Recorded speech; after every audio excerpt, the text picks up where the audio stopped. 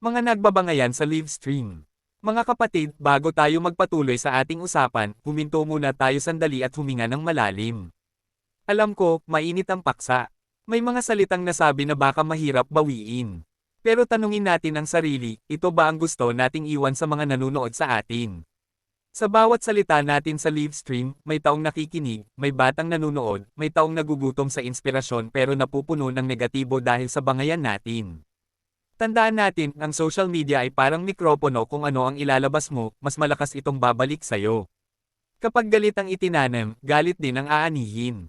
Pero kapag respeto, pasensya, at pagmamahal sa kapwa ang pinakita natin, mas malawak ang mararating nito. Hindi masama ang magkaiba ng opinyon.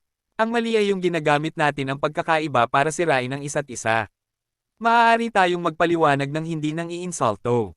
Maaari tayong magbigay ng punto ng hindi bumababa ang ating pagkatao.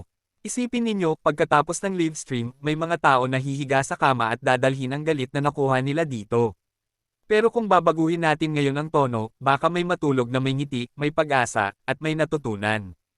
Kaya mga kaibigan, ibaba natin ang pride. Mas mataas ang dangal ng taong marunong magpakumbaba kaysa sa taong marunong lang manalo sa argumento. Minsan, ang tunay na panalo ay yung kayang tumigil kahit kayapan niyang sumagot. Sa huli, hindi likes, views, o shares ang sukatan ng halaga natin. Ang sukatan ay kung ilang puso ang na-inspire natin at ilang tao ang natulungan nating maging mas mabuting tao. Kaya simula ngayon, gawin nating misyon na tuwing live stream, maging liwanag tayo sa halip na maging apoy na nanununog. Hindi tayo perpekto, pero pwede tayong magsimula ngayon sa pagbabago. Huwag kalimutan mag-comment, like, share, subscribe at click ang notification bell para ma-notify ka sa susunod na upload ko.